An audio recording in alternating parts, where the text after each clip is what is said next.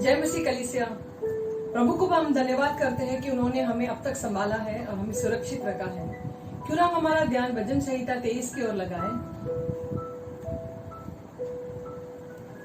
भजन संहिता 23 कहता है कि यहोवा मेरा चरवाहा है, मुझे कुछ गति न होगी। वो मुझे हरी हरी चराइयों में बैठाता है, वो मुझे सुखदाई जल के झरने के पास ले चलता है। वो मेरे जी में जी ले आता है। धर्म के मार्गों में वो अपने नाम के निमित्त मेरी अगुवाई करता है। चाहे मैं घोर अंधकार से भरी हुई तराई में होकर चलूं, तो भी हानि से न डरूंगा, क्योंकि तू मेरे साथ रहता है। तेरे सोटे और तेरी लाठी से मुझे शांति मिलती है। तू मेरे सताने वालों के सामने मेरे लिए मेज बिछाता है। तूने मेरे सिर पर तेल मला है, मेरा कटोरा उमड़ रहा है। निश्चय भलाई और करुणा जीवन भर मेरे साथ साथ बनी रहेगी, और मैं यहोवा के धाम में सर्वदा वास करूंगा। ये वचन हमें स्मरण दिलाता है कि परमेश्वर नियंत्रण में है। वो अच्छा चरवाहा है जो हमारा देखभाल करता है। तो आइए हम सब मिलकर इस गीतों के द्वारा हमारे परमेश्वर की स्तुति और आराधना हम करें।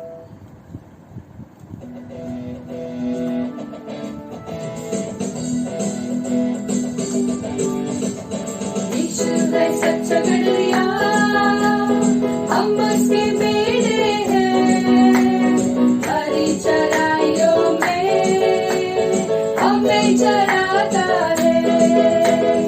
यीशु है सच्चा गड़रिया, मोती पहाड़ी में ले चलता है। ओहो, जहाँ पर सुखदाई झरने बहते हैं। आहा, मोती पहाड़ी में चलता है। ओहो, जहाँ पर सुखदाई झरने बहते हैं। आहा, यीशु है सच्चा गड़रिया, हम उसके बेड़े हैं, हरी चराइयों में हमें चराता है।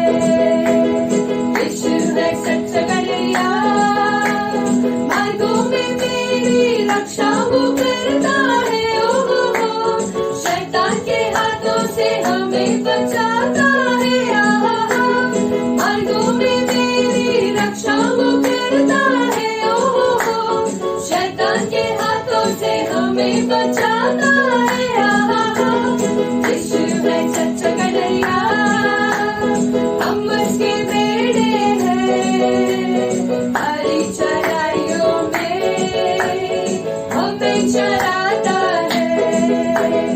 यीशु है सच्चा गड़रिया, हमको किसी बात तो डर नहीं है। ओहो, क्योंकि यीशु जो मेरा साथी है। आहा, हमें किसी बात तो डर नहीं है। ओहो, क्योंकि यीशु जो मेरा साथी है। आहा, यीशु है सच्चा गड़रिया, हम उसके बेड़े हैं, हरी चराइयों में हमें चराता है। यीशु है सच्चा गड़रिया, यीशु आप रहेंगे साथ, हम कभी रहोगे निराश। यीशु आप रहेंगे साथ, हम कभी रहोगे निराश। आप सब कुछ संभालेंगे, यीशु सब कुछ संभालेंगे। आप सब कुछ संभालेंगे, यीशु सब कुछ संभालेंगे। यीशु आप रहेंगे साथ, हम कभी रहोगे निराश। यीशु आप रहेंगे साथ, हम कभी रहोगे निराश।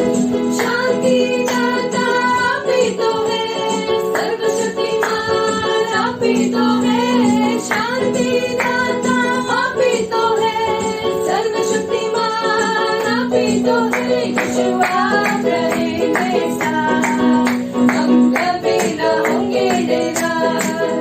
यीशु आप रहेंगे साथ, हम कभी रहोगे निराश। चमत्कार करते आप ही तो है, समझ देते आप ही तो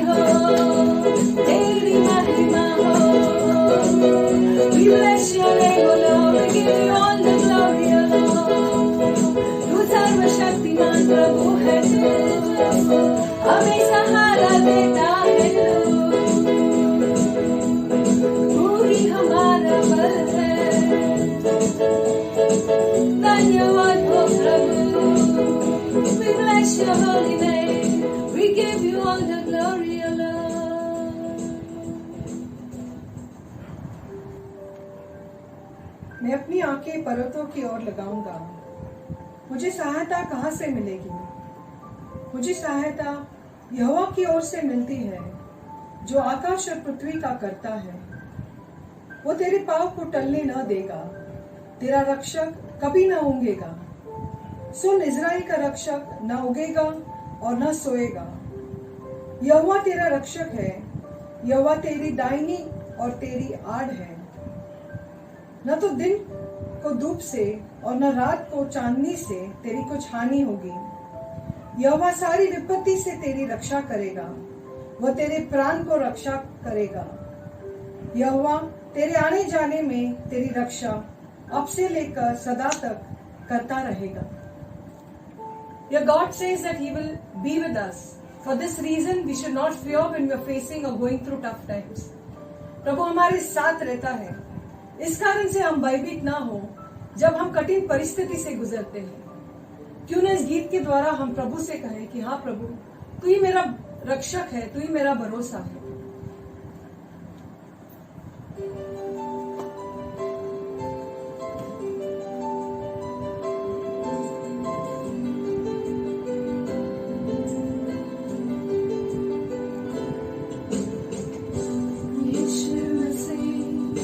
भरोसा मेरा, तू ही सहारा है मेरा। मुश्किल समय में तू ही दिलासा, साथ रहेगा तू सदा। यीशु मसीह भरोसा मेरा, सहारा है मेरा। मुश्किल समय में तू ही दिलासा, साथ रहेगा तू सदा। करुणा भलाई तेरी सदा रहेगी मुझ पर।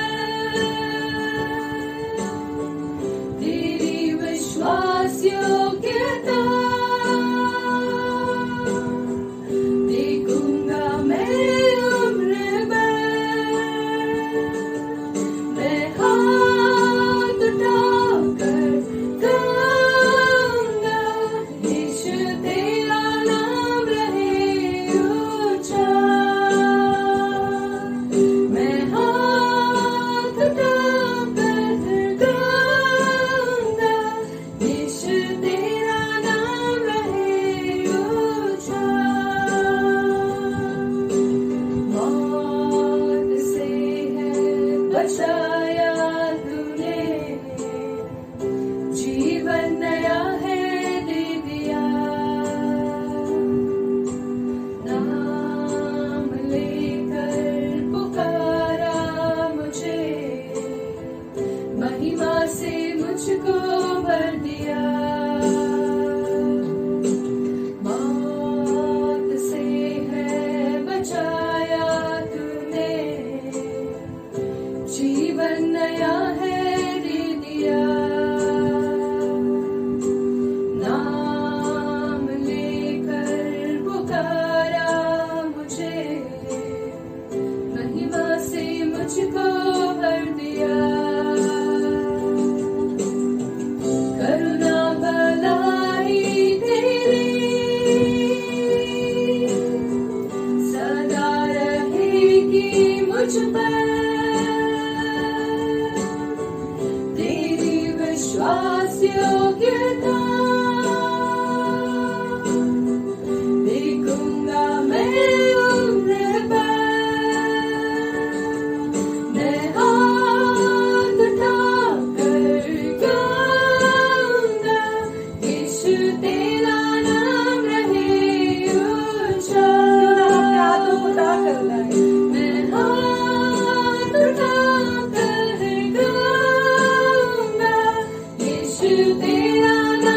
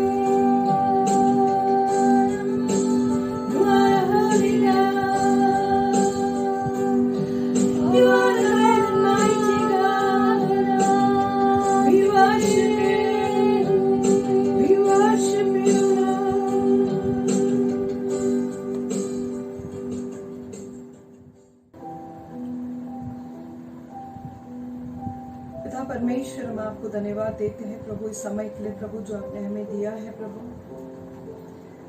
शुरुआत से लेकर प्रभु अभी तक प्रभु आप हमारे साथ थे प्रभु, इसके लिए हम आपको धन्यवाद देते हैं प्रभु। सारी बातों में प्रभु हम आपको आदर देते हैं प्रभु जी।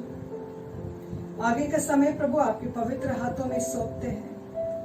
हर एक शब्द जो आपके सेवक के द्वारा हम सुनेंगे उस पर आपका आशीष हो, और हर वचन के द्वारा प्रभु हमारे जीवन को प्रभु तू बदल। Heavenly Father, we once again surrender our lives into your hands today, O Lord God. Father, we pray that you will touch our lives and you will lead us. Speak to our hearts. In Jesus' name we pray. Amen.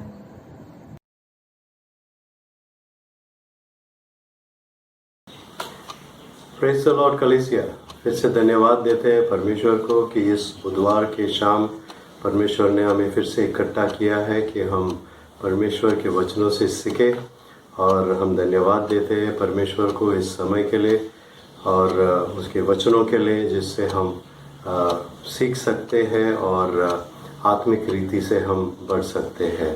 हम पिछले 2 हफ्तों से हम प्रार्थना के बारे में सीख रहे हैं और आज हम उसको और आगे ले जाएंगे, और हमारी विश्वास ये है कि जो बातें हम सीख रहे हैं वो हमारे आत्मिक जीवन में उसको हम उपयोग कर रहे हैं।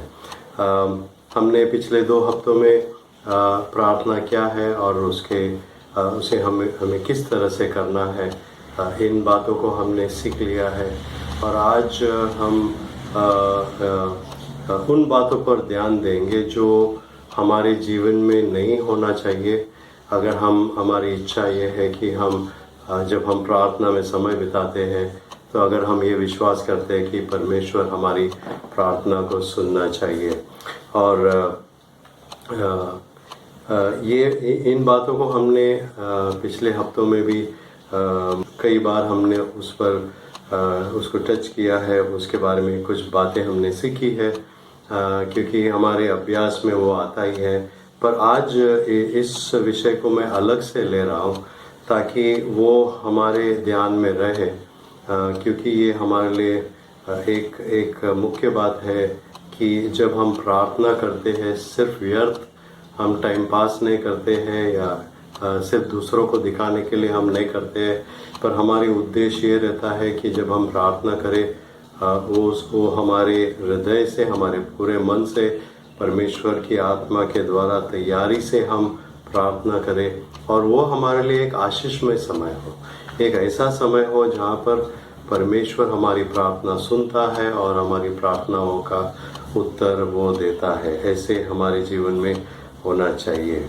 आज जो विषय हम सीखने वाले हैं वो प्रार्थना में जब हम प्रार्थना करते हैं उसमें बाधाएं जो आती है, ऑब्स्टिकल्स और हिंड्रेंसेस टू प्रेयर, हमारी प्रार्थनाओं में ऐसी कौन सी बातें हैं जो हमारे और परमेश्वर के बीच में एक रुकावट बनकर हमारे सामने आती है। और अगर इस टाइटल को मैं एक प्रश्न के रूप में अगर आपके सामने रखूं तो ये प्रश्न ऐसा होगा कि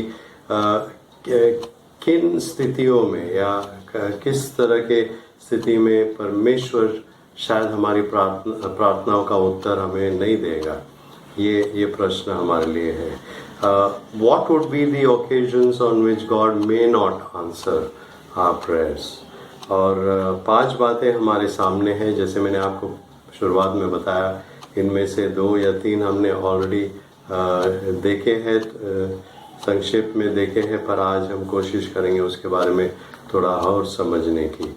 सबसे पहली बात जो हमें आज सीखना है वो है परमेश्वर उस समय, या अगर मैं अलग रीति से उसको बोलूं तो ऐसा होगा कि हम जब प्रार्थना करते हैं सबसे पहली जो बात है जो हमारे और परमेश्वर के बीच में जब हम प्रार्थना करते हैं एक रुकावट बन के आ सकता है, वो है हम दूसरों को क्षमा नहीं करना।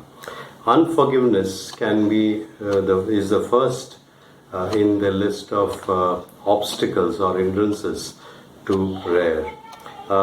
ये हमारे सामने प्रश्न हमें रखना होता है कि जब हम प्रार्थना के लिए आते हैं, प्रार्थना में समय बिताते हैं, और जब मैं आज आपको ये याद रखना होगा, जब भी मैं इस विषय पर बोलूँगा और प्रार्थना ये शब्द हम बाहर निकालेंगे, तो आपको ये याद रखना है, हम दोनों प्रार्थना जो हमने पहले देखे हैं उसके बारे में हम बात कर रहे हैं।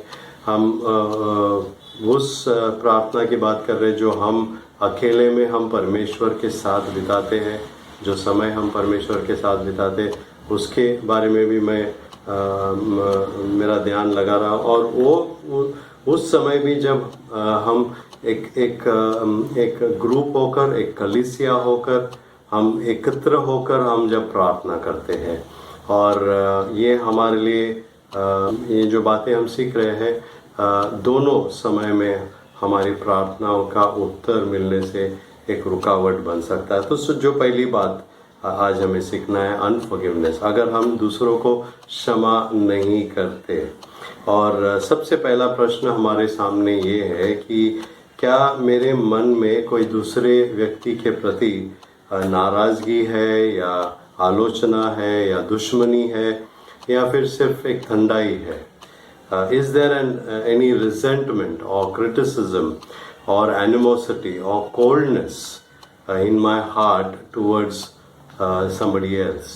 Is there something that is there which is a wrong feeling between me and somebody else? क्या मुझ में, और कोई भी हो सकता है, वो व्यक्ति कोई भी हो सकता है, क्या मुझ में और उस व्यक्ति के बीच में जो संबंध है वो सही नहीं है, और शायद हम उनके विरुद्ध है, या उनसे हम नाराज हैं, और हम मानो कि दुश्मन जैसे हम उनको देखते हैं, और क्या ऐसी स्थिति हम में है?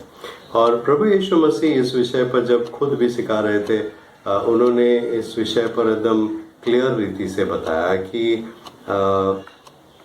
अगर हम दूसरों को क्षमा नहीं करते हैं तो प्रभु हमें क्षमा नहीं करेगा। और हम आज ये देखेंगे कि हमारा दूसरों को क्षमा करना और प्रार्थना में क्या संबंध है।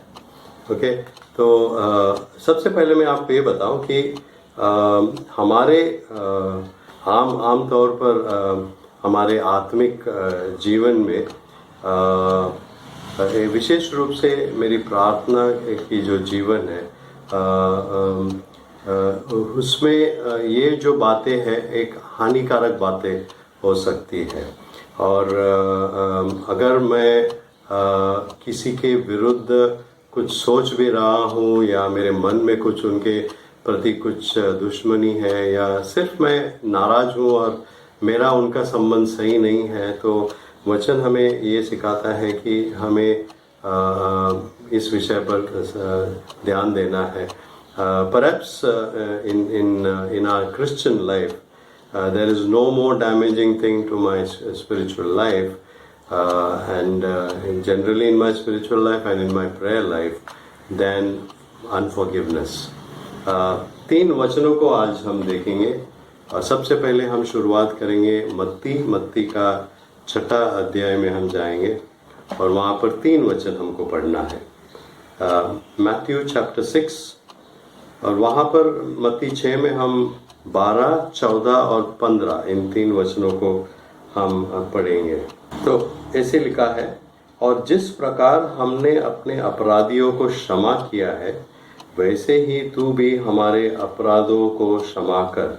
14 वचन, इसलिए यदि तुम मनुष्य के अपराध क्षमा करोगे तो तुम्हारा स्वर्गीय पिता भी तुम्हें क्षमा करेगा, और यदि तुम मनुष्यों के अपराध क्षमा न करोगे तो तुम्हारा पिता भी तुम्हारे अपराध क्षमा न करेगा। इंग्लिश में उसे पढ़ता हूँ, and forgive us our debts as we also forgive our debtors. Verse 14, and if we forgive others their trespasses, your heavenly Father will also forgive you. But if you do not forgive others their trespasses, neither will your Father forgive your trespasses. ये हम आगे भी देखेंगे।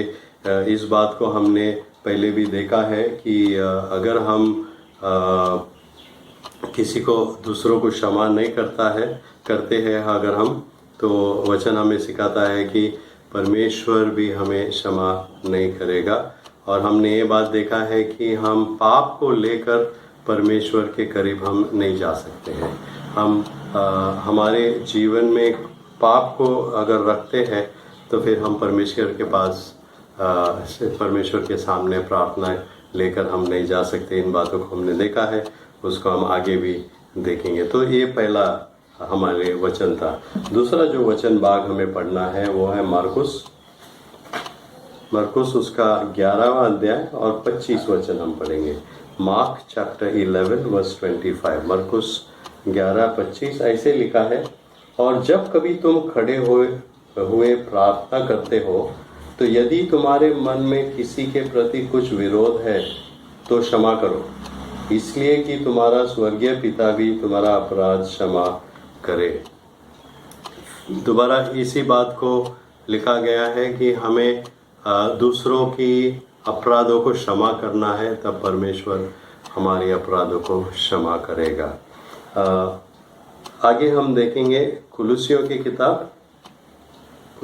किताब उसका 3रा अध्याय और 13 वचन हम पढ़ेंगे। कुलुसियों की किताब 3रा अध्याय 13 वचन ऐसे लिखा है, और यदि किसी को किसी पर दोष देने का कोई कारण हो, एक दूसरों की सह लो और एक दूसरे की अपराध क्षमा करो, जैसे प्रभु ने तुम्हारे अपराध क्षमा किए वैसे ही तुम भी करो। हमें वचन बार बार ये एक बात सिखाता है कि हमें दूसरों की अपराधों को, वो जो हमारे विरुद्ध उन्होंने किया होगा, हमें उसको क्षमा करना है। और जैसे हमने पहले भी देखे हैं, जब तक हम दूसरों को क्षमा नहीं कर सकते हैं तो प्रभु हमें क्षमा नहीं करेगा, हम में पाप रहेगा, हम प्रभु के सामने हमारे प्रार्थना विनती लेकर नहीं जा सकते हैं।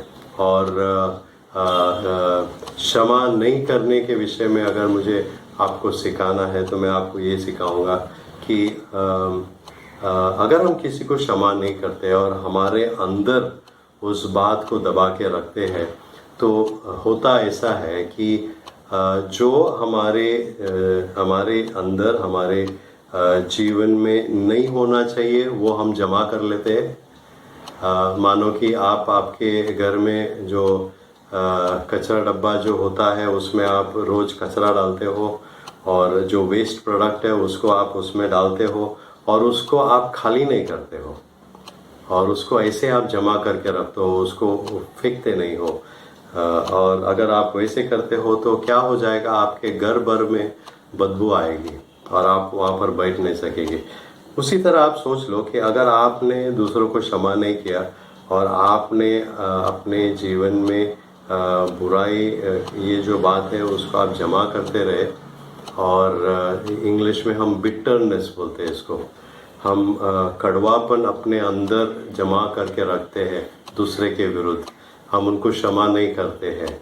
और जब हम ऐसे करते हैं तो होता ये है कि हम अपने आप को परमेश्वर से दूर ले जाते हैं। तो पहली बात जो हमने सीखा है और पहली बात हमें याद रखना है कि हमें दूसरों को क्षमा करना है। अगर हम दूसरों को क्षमा नहीं करते हैं तो हम परमेश्वर के पास प्रार्थनाओं को लेकर नहीं जा सकते हैं। दूसरी बात जो हमें सीखना है, जिस विषय को हमने थोड़ी जब पहली स्टडी में हमने इसको देखा था, कि हमें हमारे पापों की क्षमा हम मांगना चाहिए परमेश्वर से। We need to confess our sins, हमारे पापों की कबूली हमें करना है, हमारे पापों को हमें स्वीकार करना है कि हाँ हम पापी हैं और हम पाप किए हैं, आज भी हमने पाप किया है, और हमें वो कबूल करना है। ये हमारे लिए बहुत ही एक मुख्य बात होती है। और हाँ, ये प्रश्न आपके सामने मैं रखूँगा कि क्या आपको पता है आपके जीवन में कोई ऐसी बात है जो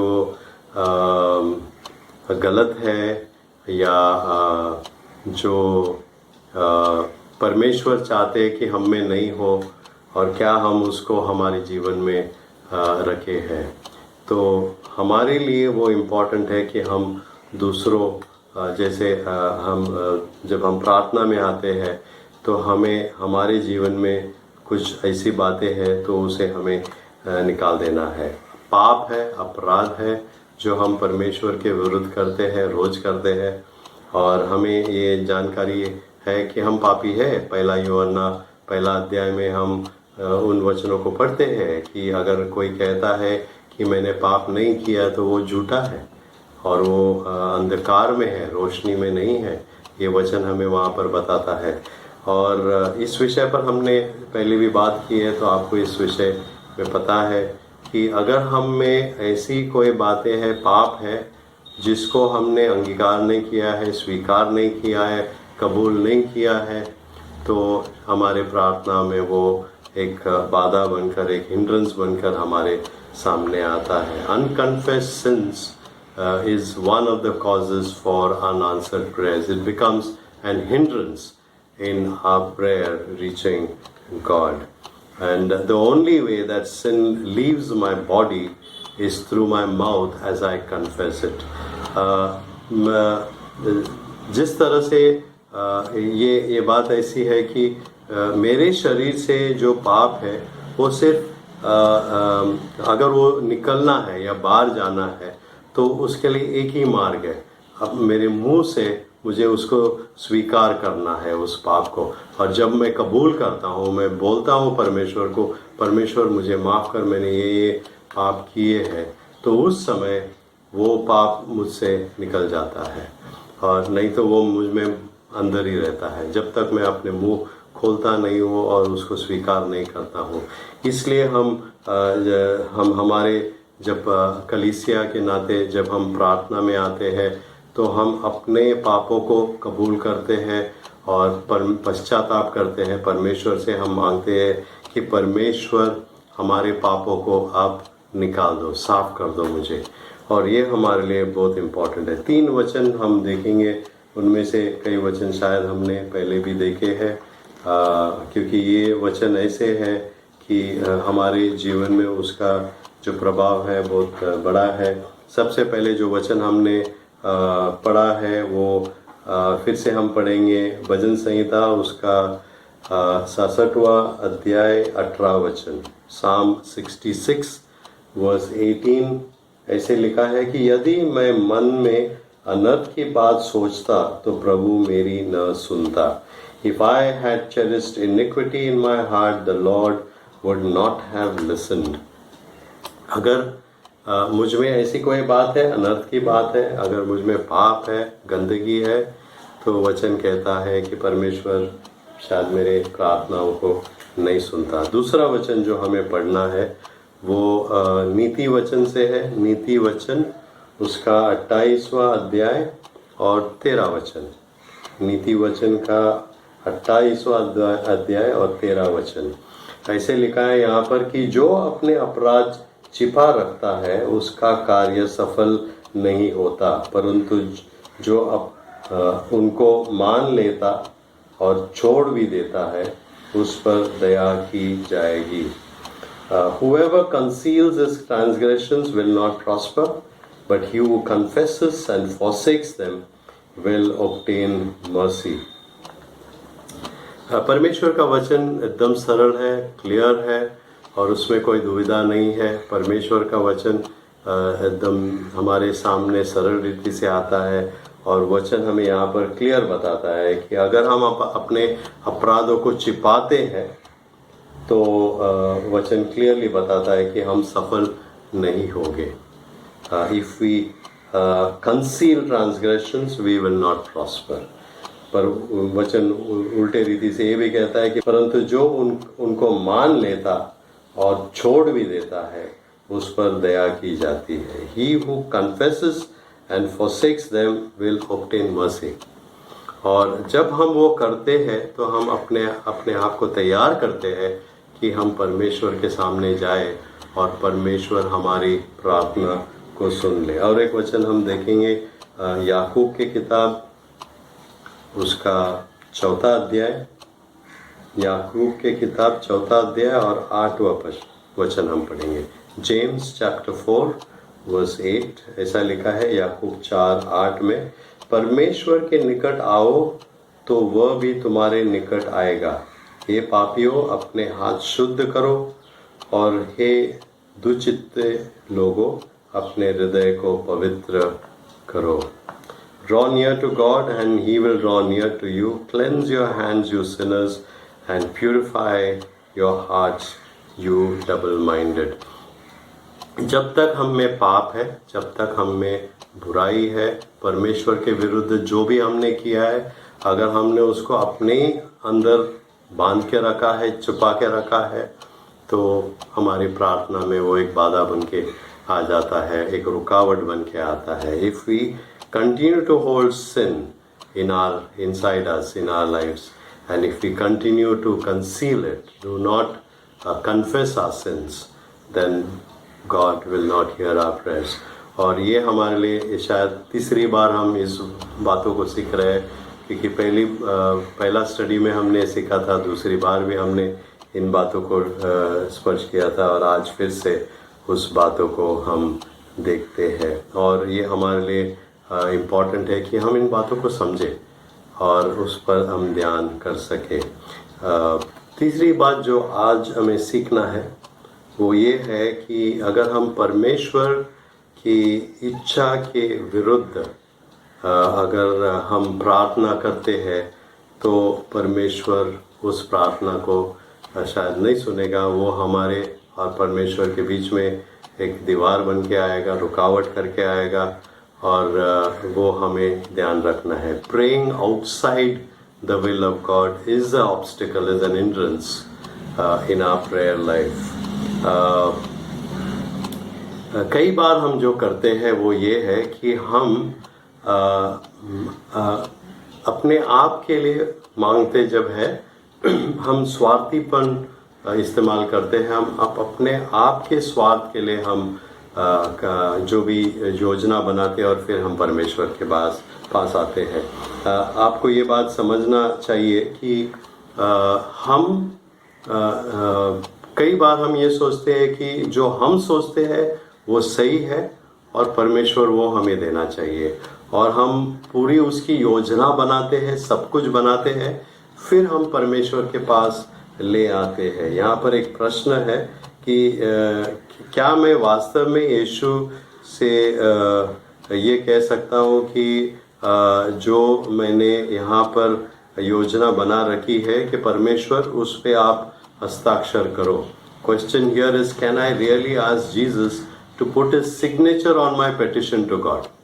क्योंकि हमें ये पता है, प्रार्थना के बारे में हमने सीखा है, तो हम ये जानते हैं कि हम प्रार्थना करते हैं, परमेश्वर पिता को हम प्रार्थना करते हैं, और हम जब प्रार्थना करते हैं हम प्रभु यीशु मसीह को ये बोलते हैं, क्योंकि प्रभु यीशु मसीह हमारे और परमेश्वर के बीच में हमारे लिए प्रार्थना कर रहे हैं। और कई बार हम ये सोचते हैं कि हम जैसे हमारा लिस्ट हम तैयार कर सकते हैं और परमेश्वर हम प्रभु यीशु मसीह के ला सकते हैं कि आप इस पर हस्ताक्षर करो, सिग्नेचर करो, ताकि ये मंजूर हो जाएगा। और कई बार हम ये सोचते हैं, कई बार हम अपने आप के स्वार्थ के लिए हम मांगते हैं, और कई बार जैसे वचन में हम जो पढ़ेंगे उसमें लिखा है कि हम जब मांगते हैं तो वो उसमें परमेश्वर की इच्छा पूरी होनी चाहिए। आपको याद रखना है कि जो बातें हमने इससे पहले सीखे थे, कि जो हम शायद पहले अभ्यास में हमने सीखे थे, उसको मैं एक बार देखता हूँ। ऐसे हमने ये देखा था कि प्रार्थना का उद्देश्य क्या है, और उसमें हमने ये देखा था कि प्रार्थना का उद्देश्य ये है कि इसमें परमेश्वर की महिमा हो, और जो भी हम करते हैं हमारी उद्देश्य प्रार्थना में जब हम आते हैं तब हमारा उद्देश्य यही रहता है कि हम जब प्रार्थना करते हैं, जो भी हम करते हैं हमारे जीवन में, उससे परमेश्वर की महिमा होना चाहिए। अगर हम कुछ ऐसे प्रार्थना विनती परमेश्वर के पास ले आते हैं जो हम स्वार्थी होकर करते हैं, और वो परमेश्वर की इच्छा हमारे लिए बिल्कुल नहीं है। और अगर हम उस बात को ले आते हैं तो परमेश्वर उस प्रार्थना को नहीं सुनेगा। आइए हम वचनों से देखेंगे। सबसे पहले याकूब का किताब, उसका 4 अध्याय और 3रा वचन हम पढ़ेंगे। याकूब 4:3, जेम्स चैप्टर 4 वर्स 3 ऐसे लिखा है यहाँ पर कि तुम मांगते हो और पाते नहीं, इसलिए कि बुरी इच्छा से मांगते हो ताकि अपने भोग विलास में उड़ा दो। इंग्लिश में पढ़ता हूँ, you ask and do not receive because you ask wrongly to spend it on your passions. You ask and do not receive because you ask wrongly to spend it on your passions. हम जब मांगते हैं, वचन यह बताता है हमें कि जब हम मांगते हैं हम अपने स्वार्थ के लिए मांगते हैं ताकि अपने आप पर उसको हम इस्तेमाल करें, अपने आप के लिए वो इस्तेमाल हो जाए। ये हमारी प्रार्थना रहता है और वचन हमें बताता है कि परमेश्वर ऐसी प्रार्थना नहीं सुनेगा। दूसरा जो वचन हमें देखना है वो है 1 यूहन्ना उसका 5वां अध्याय और 14 वचन। 1 जॉन चैप्टर 5 वर्स 14। 1 यूहन्ना 5:14 ऐसा लिखा है, और हमें उसके सामने जो हियाब होता है वह यह है कि यदि हम उसकी इच्छा के अनुसार कुछ मांगते हैं तो वह हमारी सुनता है। अगर हम उसकी इच्छा के अनुसार कुछ मांगते हैं तो वह हमारी सुनता है। And this is the confidence that we have towards him, that if we ask anything according to his will, he hears us. If we ask anything according to his will, he hears us. अगर हम परमेश्वर की इच्छा के अनुसार कुछ भी मांगते हैं तो परमेश्वर उसको जरूर हमें देगा। और ये हमारे लिए एक फिर से एक ऐसी बात है जो हमारे ध्यान में रहना चाहिए कि मैं स्वार्थी बनकर अपने आप के लिए मांगूंगा और सिर्फ मेरा ही सोचूंगा तो नहीं होगा। अगर मैं आपको इस विषय से थोड़ा बाहर ले जा सकता हूँ, पर कनेक्ट आपको कर सकता हूँ, तो जो बाइबल में वचनों में जो बातें लिखी है एक दूसरे के प्रति, verses that talk about one another, वो आपको उसमें ध्यान ये देना है कि जो भी हम करते हैं, जो भी परमेश्वर ने हमें दिया है, जब हम इस्तेमाल करते हैं हम एक दूसरों के लिए करना है। एक उदाहरण आपके लिए मैं अगर लूँ तो 1 पत्रस उसका 4 अध्याय उसका 10 वचन को मैं पढ़ता हूँ। ऐसे लिखा है कि जिसको जो वरदान मिला है वो उसे परमेश्वर के नाना प्रकार के अनुग्रह से भले भंडारियों के समान एक दूसरे के सेवा में लगाए। अब यहाँ पर जो लिखा है वरदान के बारे में लिखा है, जो वरदान आपको मिला है उसे आपको अपने आप के लिए इस्तेमाल नहीं करना है। वचन ऐसा कहता है कि आपको एक दूसरे की सेवा में लगाना है उसको। इंग्लिश में उसे पढ़ता हूँ, as each has received a gift, use it to serve one another. If you have received a gift, use it to serve one another. और वचन ये बात हमें बार बार, अगर आप कितने भी वचन आप लो तो आपको ये बात आएगा। इंग्लिश में जो one another वाला फ्रेज है, love one another, serve one another, do good to one another, इस तरह से जो वचन है, एक दूसरों की सेवा करो, एक दूसरे से प्रेम करो। ये जो बातें हैं बाइबल में हमें बार बार ये बातें आती है।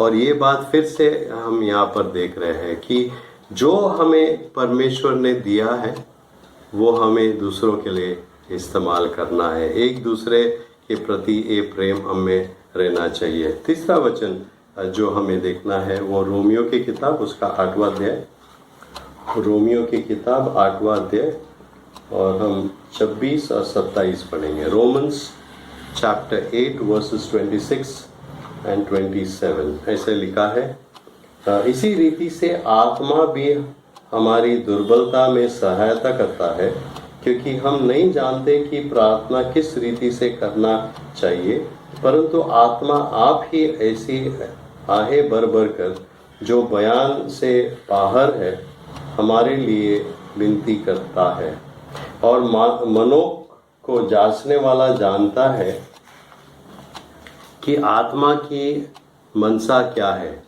क्योंकि वह पवित्र लोगों के लिए परमेश्वर की इच्छा के अनुसार विनती करता है।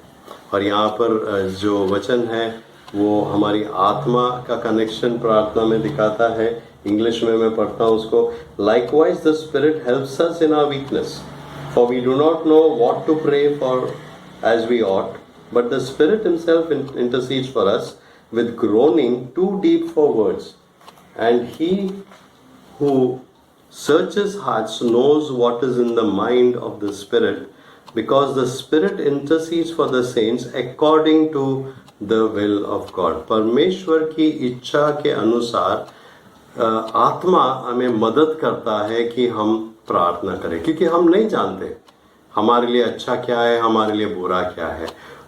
पर पवित्र आत्मा जब हमारे लिए हमारे वती से प्रार्थना करता है तो वो परमेश्वर की इच्छा के अनुसार मांगता है और वो हमारे जीवन में पूरा होता है। आगे हम जाएंगे इब्रानियों की किताब, उसका 10वां अध्याय, इब्रानियों की किताब 10वां अध्याय और 7वां वचन हम पढ़ेंगे। Hebrews chapter 10 verse 7 ऐसे लिखा है, तब मैंने कहा, देख मैं आ गया हूँ, पवित्र शास्त्र में मेरे विषय में लिखा हुआ है, ताकि हे परमेश्वर तेरी इच्छा पूरी करूं। Then I said, behold, I have come to do your will, O God, for it is written of me in the scroll of the book. यहाँ पर जो वचन में एक भाग है, हिंदी में सबसे आखिर में आता है, ताकि हे परमेश्वर तेरी इच्छा पूरी करूं। इंग्लिश में है, I have come to do your will, O God. और परमेश्वर की इच्छा हमारे जीवन के द्वारा पूरा होना ये बहुत अच्छी बात है, और इससे बेहतर बात कोई नहीं होगा कि परमेश्वर की इच्छा हमारे जीवन में वो पूरी हो जाए। प्रार्थना में भी वही बात आती है कि जब हम परमेश्वर से मांगते हैं, परमेश्वर की इच्छा के अनुसार जब हम मांगते हैं, तो परमेश्वर हमारी बातों को, हमारे जो भी हम मांगते हैं, परमेश्वर उसे उत्तर देता है। और एक वचन जो हमें देखना है वो है यूहन्ना, उसका 6वां अध्याय, यूहन्ना 6, और उसमें हम 38वां वचन हम पढ़ेंगे। यूहन्ना 6 और उसका 38। जॉन चैप्टर 6 वर्स 38 ऐसा लिखा है यहाँ पर, क्योंकि मैं अपनी इच्छा नहीं वरन अपने भेजने वाले की इच्छा पूरी करने के लिए स्वर्ग से उतरा हूँ। For I have come down from heaven not to do my own will, but the will of him who sent me. ये प्रभु यीशु की खुद कह रहा है परमेश्वर, कैसे जब वो लोगों को सिखा रहा था, और वो ये कह रहा है कि मैं अपनी इच्छा पूरा नहीं करता हूँ, क्योंकि जब वो इस धरती पर आया था परमेश्वर ने उसे एक विशेष कारण के लिए भेजा था, और वो उस समय सिर्फ जो परमेश्वर उसे आज्ञा देता था वो करता था। और प्रभु यीशु मसीह खुद ये कहता है कि मेरे जीवन में सिर्फ प्रभु परमेश्वर की इच्छा पूरी हो जाए। The secret of answered prayer is finding out what God is doing and then joining him.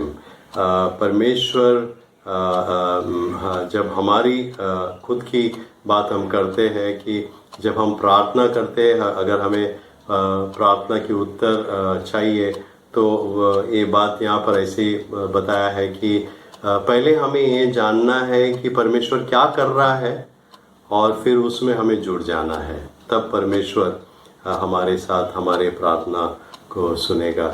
और ये हमारे लिए एक इम्पॉर्टेंट बात है कि हम जान ले कि परमेश्वर क्या कर रहा है, उसमें जुड़ जाए। और एक वचन हम पढ़ेंगे, यूहन्ना 5 और उसका 19वां वचन, जॉन चैप्टर 5 वर्स 19। इस पर यीशु ने उनसे कहा, मैं तुमसे सच सच कहता हूँ, पुत्र आपसे कुछ नहीं कर सकता, केवल वह जो पिता को करते देखता है, क्योंकि जिन जिन कामों को वह करता है उन्हें पुत्र भी उसी रीति से करता है। और ये हमारे लिए अपने आप के लिए जानना है। प्रभु यीशु मसीह का ये शब्द है। अगर प्रभु यीशु मसीह इन बातों पर ध्यान देते थे तो हमें भी देना चाहिए। चौथी बात जो हमें सीखना है वो ये है, और इस विषय पर हमने पहले भी देखे हैं, पर फिर से हम उसको देखेंगे। लैक ऑफ फेथ, विश्वास की कमी होना या नहीं होना। लैक ऑफ फेथ, अगर हम में विश्वास नहीं है और हम प्रार्थना कर रहे हैं तो वचन हमें बताता है कि ये मुमकिन नहीं है। मेरे सामने मैंने कई प्रश्न लिखे हैं, मैं उसको पढ़ता हूँ आपके लिए। पहला प्रश्न ये है कि let me read that question. Question is, do I really believe that God is there although I can not perceive him with my senses. प्रश्न हमारे सामने ये है कि हम परमेश्वर को देख नहीं सकते हैं, छू नहीं सकते हैं, पर क्या हम विश्वास करते हैं कि परमेश्वर हमारे साथ है, हमारे सामने है? क्या हम वो विश्वास करते हैं? दूसरा प्रश्न ये है, do I really believe that God is personal. क्या हम सचमुच ये विश्वास करते हैं कि परमेश्वर व्यक्तिगत रीति से हमारे साथ व्यवहार करता है, दैट ही इज पर्सनल। तीसरा प्रश्न है, do I really believe that God is listening and will hear me. क्या मैं सचमुच ये विश्वास करता हूँ कि परमेश्वर मेरी प्रार्थना को सुनता है और उसकी उत्तर वो देता है? क्या मैं उसको विश्वास करता हूँ? चौथा प्रश्न यहाँ पर है कि do I really believe that God will undoubtedly reply. क्या मैं सचमुच विश्वास करता हूँ कि परमेश्वर जरूर मेरी प्रार्थना का उत्तर देगा या मेरी प्रार्थना को सुनेगा? पांचवा प्रश्न है, do I really believe that God will act. क्या मैं सचमुच ये विश्वास करता हूँ कि परमेश्वर करेगा जो मैं पूछता हूँ, मांगता हूँ, क्या वो करेगा? ये प्रश्न है। और आखिर का एक प्रश्न है कि do I really believe that God will give me what I ask for. क्या मैं सचमुच विश्वास करता हूँ कि जो मैं परमेश्वर से मांग रहा हूँ वो मुझे देगा? क्या ये मैं विश्वास करता हूँ? ये हमारे सामने प्रश्न है। और कई वचनों को हम देखेंगे फिर से। मार्कुस में पहले जाएंगे, मार्कुस उसका 11 अध्याय 24वां वचन, इसको हमने पहले देखा था, फिर से पढ़ लेंगे। मार्क चैप्टर 11 वर्स 24, इसलिए मैं तुमसे कहता हूँ कि जो कुछ तुम प्रार्थना करके मांगो तो प्रतीति कर लो कि तुम्हें मिल गया और तुम्हारे लिए हो जाएगा। इंग्लिश में है, therefore I tell, whatever you ask in prayer, believe that you have received it and it will be yours. हमें विश्वास करना है कि जो हम मांग रहे हैं वो हमें मिल गया है। और कई लोग हैं, शायद आप उनमें से नहीं होंगे, लेकिन वो ये भी विश्वास करते हैं कि हमें परमेश्वर को पहले ही धन्यवाद कहना चाहिए कि परमेश्वर धन्यवाद, आपने मुझे ये चीज़ दे दिया। अगर परमेश्वर की इच्छा में है तो परमेश्वर जरूर उसे करेगा, लेकिन हमें विश्वास भी करना है, संपूर्ण रीति से विश्वास करना है। दूसरा वचन जो हमें देखना है वो है रोमियो की किताब, उसका रोमियो 14 उसका 23वां वचन। रोमन्स 14 वर्स 23 ऐसे लिखा है, परंतु जो संदेह करके खाता है वह दंड के योग्य ठहर चुका, क्योंकि वह विश्वास से नहीं खाता, और जो कुछ विश्वास से नहीं वह पाप है। जो कुछ विश्वास से नहीं वो पाप है। इंग्लिश में मैं पढ़ता हूँ, but whoever has doubts is condemned if he eats, because the eating is not from faith, for whatever does not proceed from faith is sin. अगर हम विश्वास नहीं करते, वचन कहता है कि वो पाप है। तीसरा वचन यहाँ पर हम देखेंगे इब्रानियों की किताब, इब्रानियों की किताब उसका 11वां अध्याय और 6वां वचन। इब्रानियों की किताब 11 और उसका 6वां वचन ऐसे लिखा है, और विश्वास बिना उसे प्रसन्न करना अनहोना है, क्योंकि परमेश्वर के पास अनहोने वाले को विश्वास करना चाहिए कि वह है और अपने खोजने वालों को प्रतिफल देता है।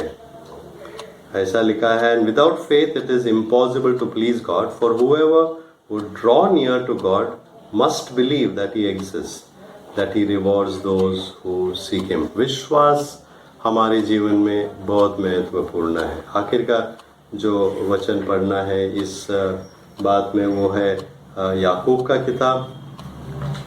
का किताब उसका पहला अध्याय,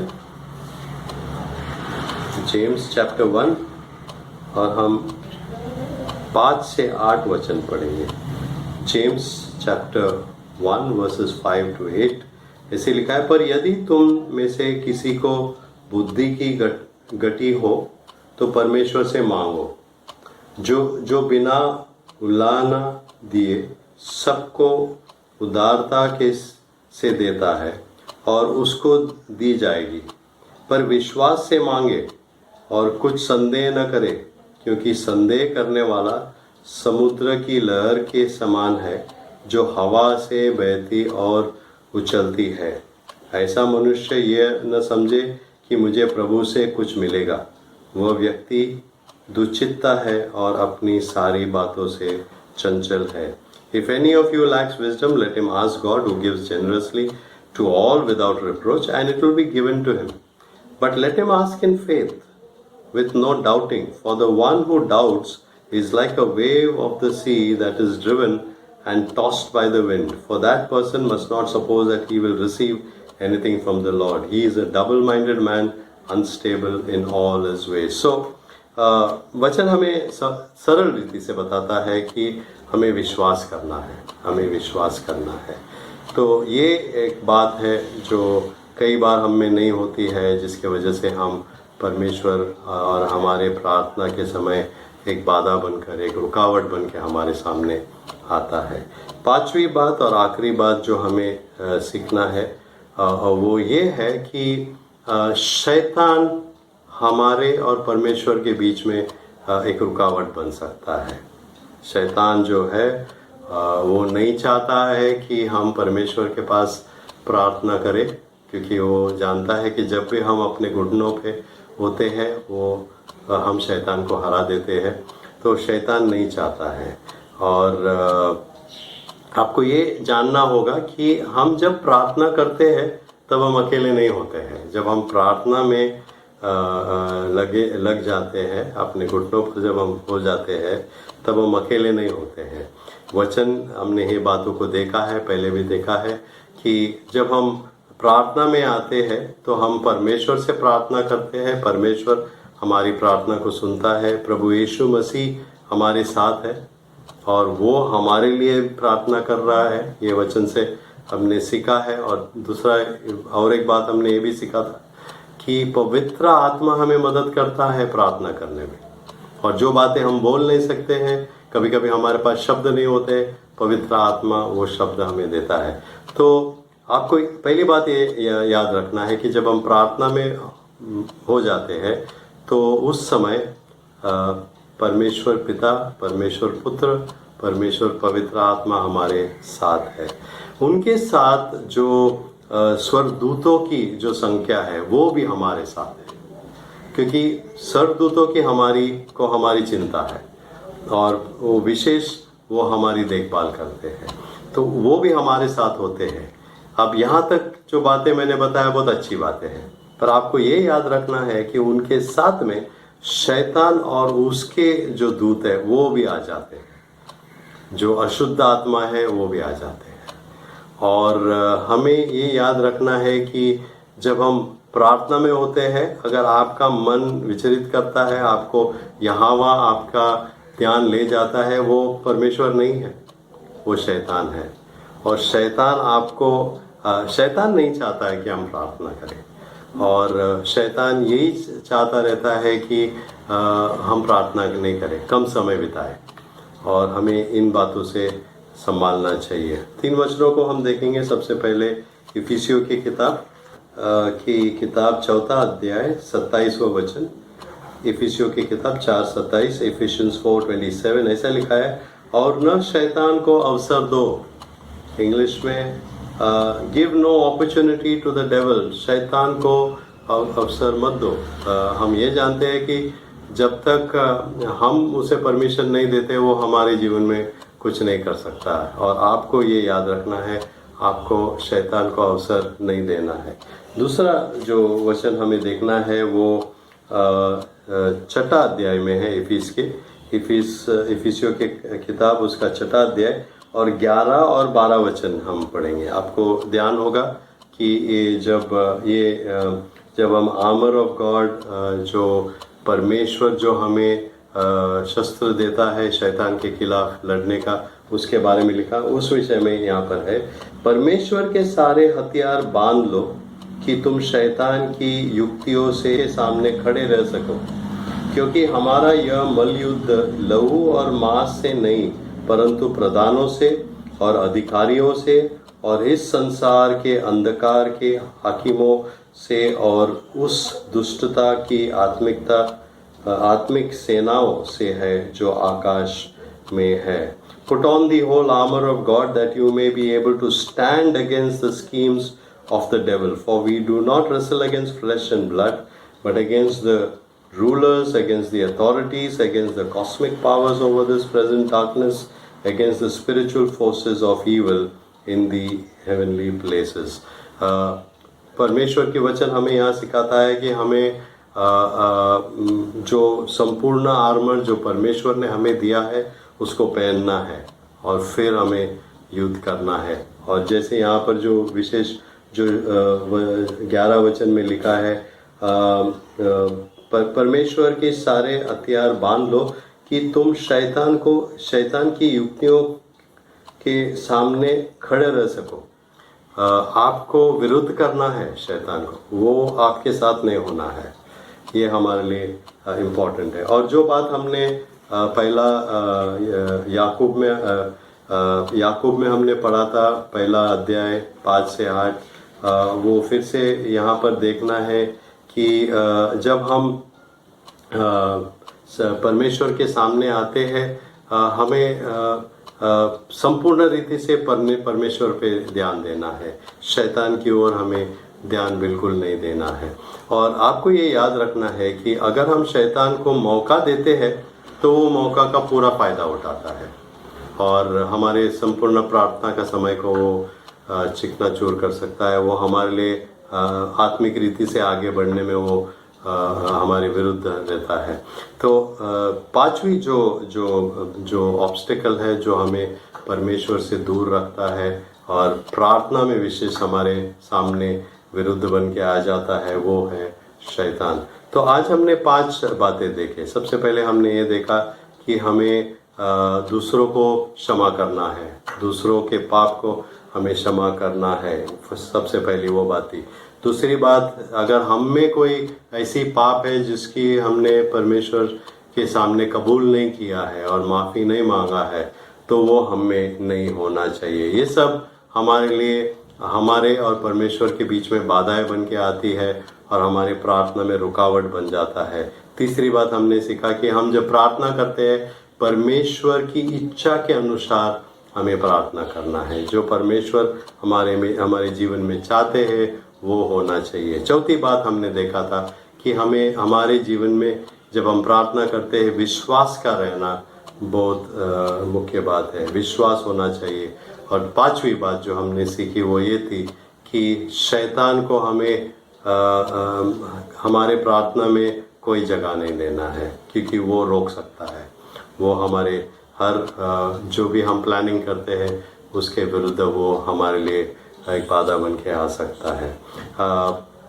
मैं विश्वास करता हूँ कि हम जब प्रार्थना में समय बिताते हैं इन बातों को हम याद रखेंगे और हम जब भी हम प्रार्थना में आएंगे, या हो सकता है हमारे व्यक्तिगत रीति से जब हम परमेश्वर के साथ समय बिता रहे हैं, या हो सकता है हम कलीसिया के नाते इकट्ठा होते हैं, दोनों बार हमें याद ये रखना है कि हम में और परमेश्वर के बीच में कोई दीवार नहीं होना है, कोई बाधाएं नहीं होनी है, कोई रुकावट नहीं होना है। हम और परमेश्वर एक होकर हमारी प्रार्थना परमेश्वर तक जाना चाहिए। ये हमें ध्यान रखना है, क्योंकि अगर ये नहीं होता है तो हम जो भी समय प्रार्थना में बिताते हैं वो शायद व्यर्थ हो सकता है।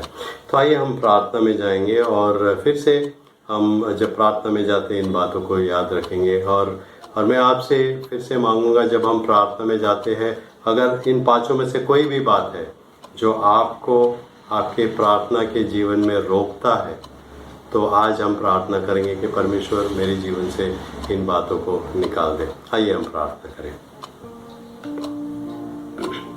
1 मिनट हम शांत रहेंगे और उस शांतता के समय में आप अपने आप के लिए प्रार्थना कीजिए।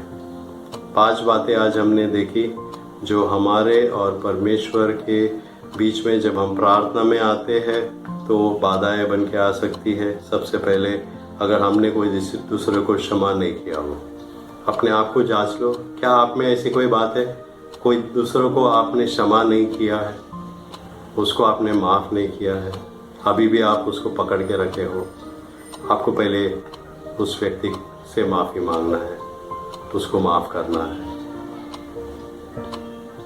दूसरी बात हमने देखा कि क्या शायद हम में कोई ऐसी पाप है जो हमने अभी भी अंदर छुपा के रखा है, उसको बाहर आने नहीं दिया है। तो हमारे लिए इस समय में सही होगा कि हम परमेश्वर के सामने उसको कबूल करें और उस पाप को हमारे जीवन से बाहर निकाल दें, ताकि हमारी प्रार्थना में कोई बाधाएं नहीं हो। तीसरी बात हमने सीखा कि शायद हम परमेश्वर की इच्छा के अनुसार प्रार्थना नहीं कर रहे। तो अगर आप वैसे हैं तो आपको बोलना है कि परमेश्वर आप हमें मदद कीजिए कि आपकी इच्छा के अनुसार मैं प्रार्थना करूं, खुद के स्वार्थ के लिए नहीं, पर दूसरों की सेवा के लिए, परमेश्वर की महिमा के लिए मेरी प्रार्थना हो, उसकी इच्छा के अनुसार।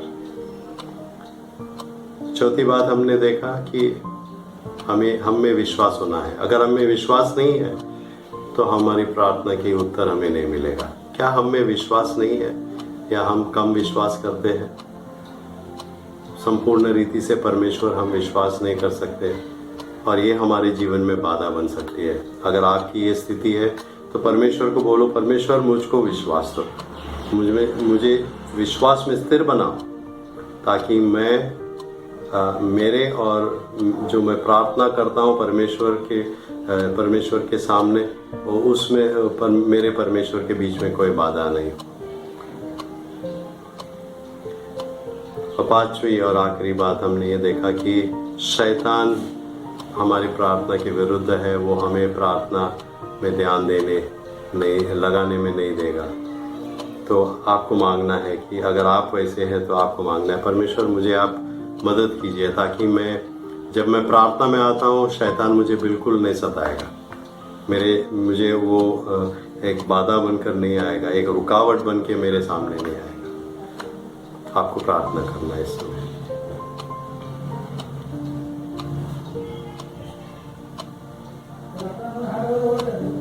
प्यारे पिता, हम धन्यवाद देते हैं इस समय जो वचन हमने सीखा है उसके लिए हम धन्यवाद देते हैं।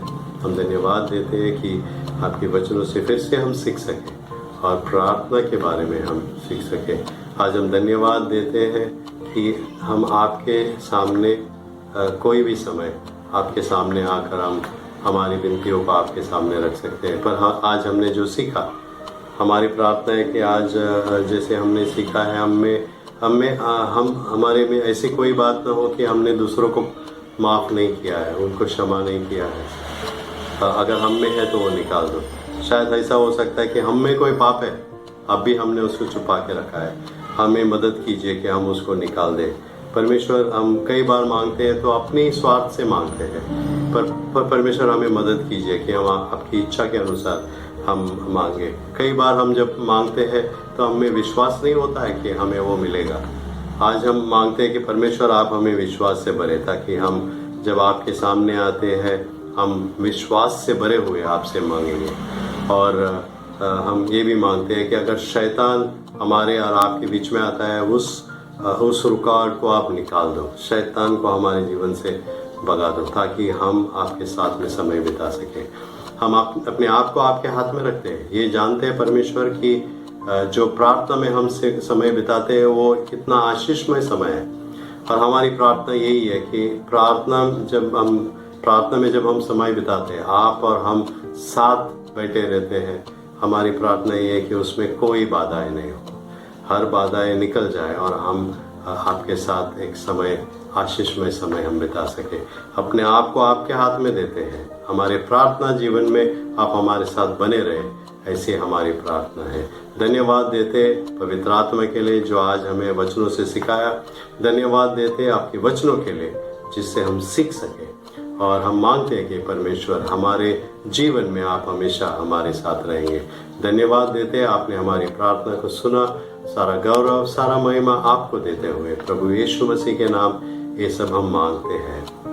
आमीन आमीन। God bless you. और परमेश्वर आपके साथ आपके प्रार्थना के समय में, आपके प्रार्थना के जीवन में परमेश्वर आपको आशीष दे। आमीन।